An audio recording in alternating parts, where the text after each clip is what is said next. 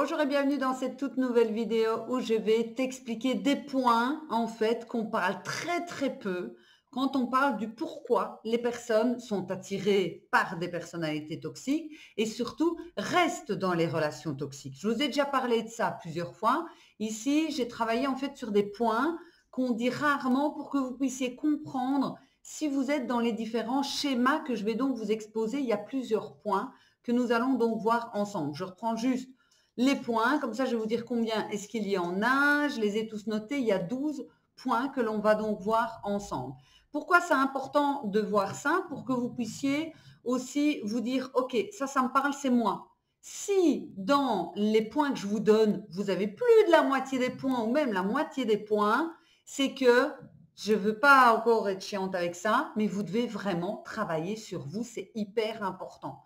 C'est très important de travailler sur vous parce que, en fait, vous allez voir en vous détaillant les points que ça ne va pas se régler tout seul et que c'est hyper important effectivement de travailler. Donc, restez bien jusqu'au bout de la vidéo parce que vous allez avoir tous les points et vous pouvez même prendre une petite feuille et cocher éventuellement, comme ça vous saurez combien de points vous avez et de vous dire, ok, bah alors je comprends mieux pourquoi est-ce que je suis restée dans cette relation toxique. C'est parti. Alors, le premier point, ce sont des personnes qui ont besoin de la validation externe.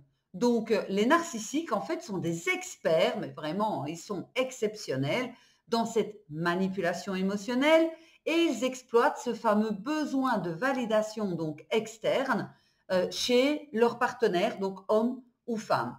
Donc, si toi, tu as tout le temps besoin d'être validé, tu es beau, tu es belle, tu es intelligent, exceptionnel et que tu te nourris de ça, la personnalité toxique, elle va utiliser ça. Et là, en fait, les paroles qu'elle va utiliser, ça va vous offrir en fait ce reflet que vous attendiez tellement que quelqu'un voit en vous, ce que vous ne voyez même pas en vous. En fait, vous êtes tellement dans une insécurité de non-confiance et de non-estime de soi que l'autre, il va gonfler ça pour que vous soyez là. Vous buvez ça comme du petit lait. Enfin, c'est ce qu'on dit chez moi en Belgique, on dit tu bois tout comme du petit lait. Je ne sais pas du tout si chez vous est-ce qu'on dit ça aussi, mais chez nous on dit ça.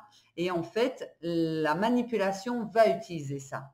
Quand je rencontre quelqu'un et que la personne est là, oui, t'es belle, intelligente, j'ai envie de sortir le li, li, li, li, li, ouais, sortir les violons. Je suis en mode, ouais, c'est ça, c'est ça. Donc, on me l'a déjà faite, celle-là. Je n'ai plus besoin de la validation des autres parce que je m'auto-valide moi-même.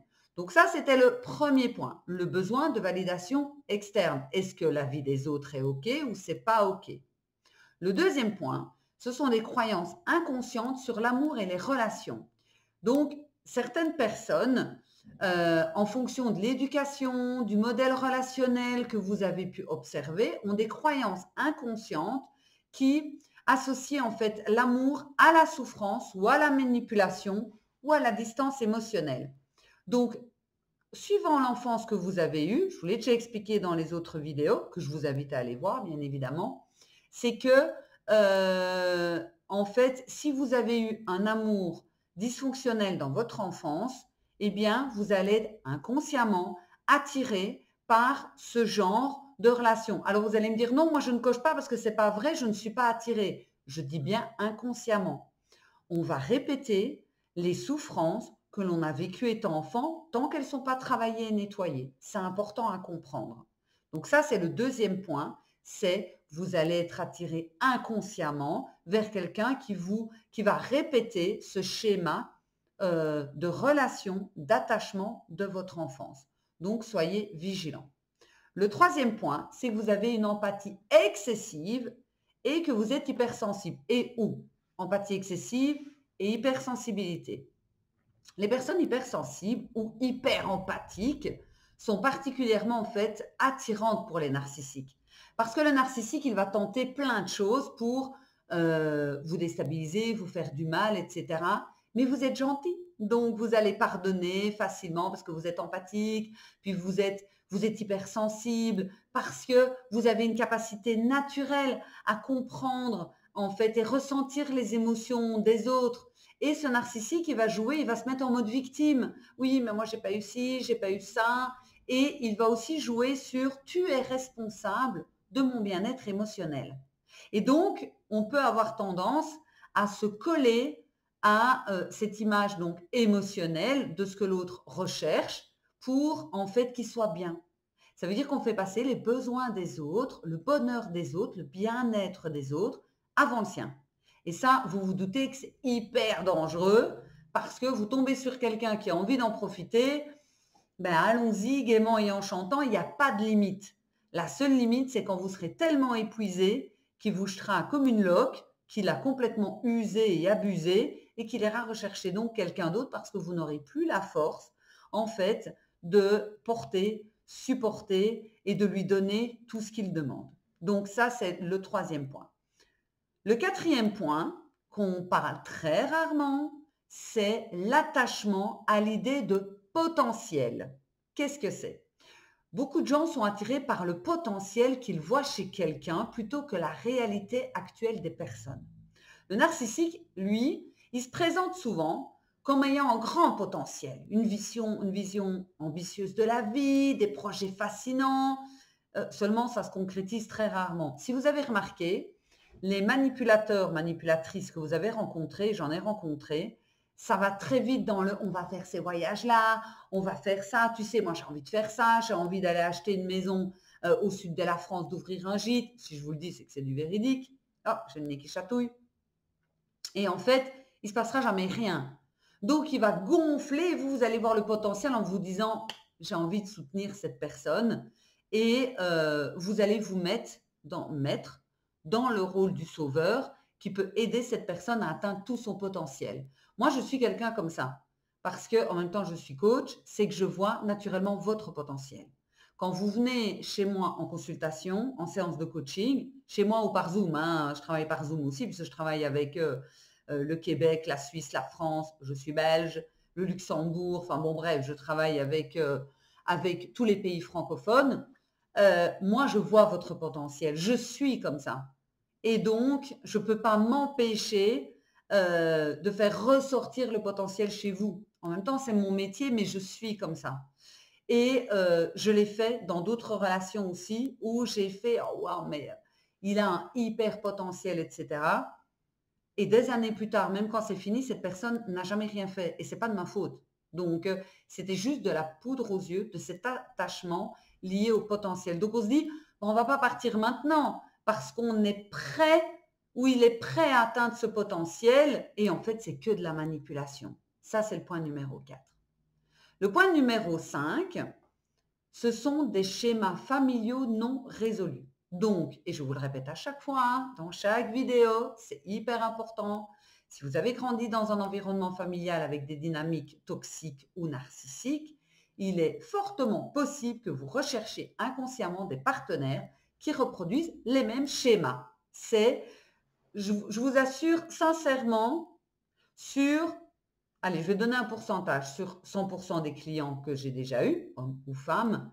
Je crois que je suis à 95% de dysfonctionnement du système de l'attachement au niveau de l'enfance de ces personnes. Et donc, c'est là que je dois aller travailler pour réparer, pour que le mécanisme change dans le moment présent. Donc, c'est important. Et donc, vous pourriez avoir tendance à ce besoin inconscient d'avoir envie de réparer ou de corriger les traumatismes passés en recréant des relations similaires dans l'espoir qu'elles se termineront différemment. C'est-à-dire, dans ma famille, imaginons que ce sont les parents, je n'avais pas d'emprise, je ne pouvais pas faire autrement, ok. Et ici, j'ai quand même ce contrôle, ce pouvoir, je vais arriver à changer les choses. Une personnalité narcissique, c'est mort. Je vous le dis déjà, ça ne sert à rien. Vous n'êtes pas là pour sauver les gens. Vous n'êtes pas la psy des gens. Vous n'êtes pas la mère des gens. Non, vous êtes dans une relation d'égal à égal. Est-ce que vous êtes déjà reconnu dans les propositions que je vous ai déjà faites ici? Et on continue. Le point numéro 6, une difficulté à poser des limites claires. C'est logique. Donc, les personnes qui ont du mal de poser des limites claires parce qu'elles ont peur du conflit, elles attirent en fait les narcissiques parce que les narcissiques, ils cherchent à contrôler en fonction de leurs envies. Donc, si vous avez du mal de poser des limites, si vous avez du mal de dire non, eh bien, en fait, la personne, elle va le repérer chez vous et elle va se dire, avec elle, c'est facile. Elle est innocente, c'est facile. Je peux faire ce que je veux. Elle aura peur. Il suffit que j'hausse le ton, je m'énerve un peu, je boude et hop, j'obtiens effectivement tout ce que je désire. Le 7e point, c'est un sens exacerbé du devoir ou de la responsabilité. Ça, je le vois aussi beaucoup dans des personnes qui ont eu dès l'enfance où elles ont dû devenir adultes très tôt, ce sens du devoir et des responsabilités. Donc, certaines personnes ont ce sens profond du devoir ou de la responsabilité envers les autres, particulièrement dans leurs relations amoureuses. Elles se sentent en fait responsables du bonheur de leur partenaire, de la cohésion familiale et elles prennent toute cette charge mentale, émotionnelle sur le dos. D'ailleurs, j'ai une hernie discale cervicale, c'est pas pour rien. Parce que je suis madame, je porte pour tout le monde. Mais bon, j'ai travaillé dessus et je travaille encore toujours dessus. Mon objectif, c'est pas de vous dire que je suis parfaite, c'est de vous dire comment est-ce qu'on peut s'en rendre compte pour justement travailler dessus. Et donc, les narcissiques, ils vont en fait exploiter ça. Ils vont exploiter cette tendance en jouant les victimes ou en manipulant les personnes pour se sentir coupables de ne pas en avoir fait assez. Et ça, je l'ai vécu parce que dans mon ancienne relation, c'était tout le temps tu n'en as pas fait assez. Ou par exemple, je nettoyais la maison toute la journée mon jour de congé. Il rentrait, il passait le doigt au-dessus de la porte. Mais tu vois que tu n'es pas passé partout. Ce n'est jamais assez. Ou j'offre un cadeau, c'est pas assez. Il manque encore quelque chose. Le 8e point, c'est la peur du rejet ou de l'abandon. Donc les narcissiques sont doués pour détecter les peurs profondes du partenaire et en plus, ils vont vous poser des questions. En particulier, la peur du rejet et la peur de l'abandon. Donc si vous avez une insécurité par rapport à ça, que vous ne supportez pas qu'une amitié se termine, qu'une relation se termine, qu'un boulot se termine ou peu importe, eh bien vous êtes la proie idéale pour les personnes narcissiques.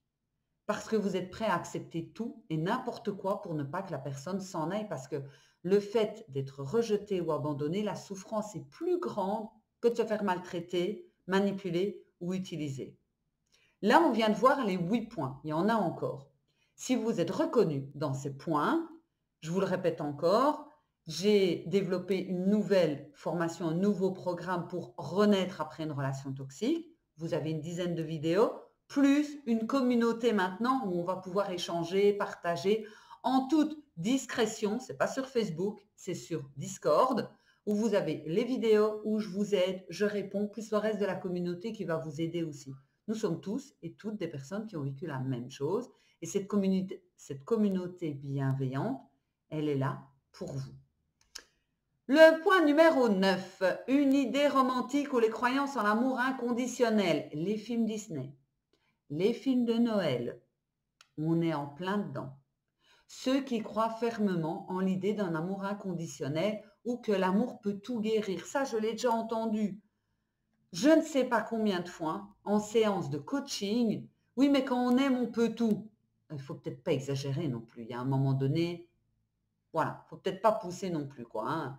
Et donc, la personne, elle se dit, je peux tout faire, tout supporter, tout subir parce que c'est mon âme sœur, parce que l'amour, c'est un combat. Qui a dit que l'amour devait être un combat? Qui a dit que ça devait être douloureux? Donc, si vous avez en tête les films, les dessins animés Disney, cet amour incroyable, que l'amour peut tout guérir, l'amour peut tout changer, l'amour... non, sortez de ce schéma-là, parce que le véritable amour, ce n'est pas ça. Point numéro 10, on continue. La tendance à rationaliser les comportements toxiques. Donc les personnes qui rationalisent ou excusent facilement les comportements toxiques sont des cibles privilégiées pour les narcissiques. Elles cherchent des justifications. Il a eu une enfance difficile, en ce moment il est stressé, pour expliquer les abus, les manipulations plutôt que de voir les comportements comme des signaux d'alerte. Donc ça crée en fait une ambiance où l'autre peut tout se permettre parce qu'il a eu une enfance difficile. Et on a, enfin tous. C'est très rare d'avoir quelqu'un qui me dit « j'ai jamais eu de problème dans ma vie ». Donc on a tous eu des moments difficiles dans notre enfance, c'est pas pour ça qu'on fait chier son peuple. Excusez-moi l'expression, hein. Donc il y a un moment donné, il faut apprendre à dire stop. Donc si vous trouvez des excuses facilement, vous cochez, vous êtes dedans. Vous prenez le pack de 5 séances avec moi, vous pouvez payer en 2 fois, ou vous prenez le programme en ligne qui est moins cher, et là vous avez les vidéos, plus la communauté et moi qui interviens dans la communauté. Le point numéro 11, on y arrive presque, hein, je vous ai dit, il y a 12 points. Le point numéro 11, un désir d'appartenance ou d'approbation sociale. Les narcissiques sont souvent charismatiques, ils sont sociables, etc. Et ils attirent les personnes qui cherchent à appartenir à un cercle, à un groupe social prestigieux, ou qui sont impressionnés par le charme de la personne, le charisme, et donc le désir de dire, moi, j'arrive à sortir avec quelqu'un comme ça. Donc, c'est que je suis quelqu'un de bien. On en revient toujours à la confiance, à l'estime de soi. C'est hyper important. Donc ça, pour vous, ça va être vraiment quelque chose d'hyper important à comprendre que vous êtes une personne déjà qui est très... Vous n'avez pas besoin de vous coller à quelqu'un pour faire partie de quelque chose ou d'une approbation sociale non plus. Donc, si vous vous sentez concerné, vous cochez. Et enfin, le dernier point, c'est l'idéalisme et l'optimisme excessif. Je suis quelqu'un de très optimiste. Je suis très peu pessimiste, vraiment. Donc, je suis d'un naturel très, très optimiste. Non, mais il y a des problèmes, c'est pas grave, ça va aller, etc. Donc, les personnes qui sont naturellement très optimistes ou idéalistes peuvent se retrouver dans des relations avec des narcissiques parce qu'elles voient le meilleur chez tout le monde. Et donc, elles ne voient pas le gros tronc d'arbre qui est négatif, elles voient uniquement, en fait, le truc hyper positif, le petit. En fait, elles sont optimistes. Oh, ça va, c'est bon, c'était juste une dispute, il m'a insulté, rien de dramatique, etc. Donc, c'est excessif. Il faut revenir dans le rationnel et la justesse, encore une fois. Ça veut dire que vos réglages ne sont pas bons. On pense, quand on est comme ça, et tous les points que je vous ai donnés, on pense qu'on est une bonne personne. Je n'ai pas dit que vous étiez une mauvaise personne, ça n'a rien à voir. Mais on pense qu'on est une bonne personne parce qu'on agit comme ça et qu'on aura de la reconnaissance, que ça va être du donnant-donnant. Ça ne marche pas comme ça. J'ai eu en coaching des centaines et des centaines de personnes, soit qui sont sorties d'une relation toxique ou qui sont encore dedans.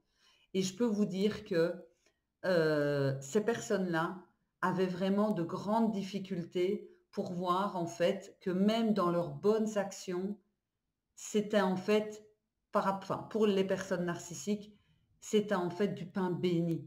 Et c'est pas qu'il faut plus donner aux gens, faut juste faire le réglage de la justesse. N'oubliez pas de vous abonner, de vous inscrire au nouveau programme ou de réserver vos séances de coaching et vous trouverez ça dans la barre de description. Je vous embrasse et on se retrouve bientôt. Ciao.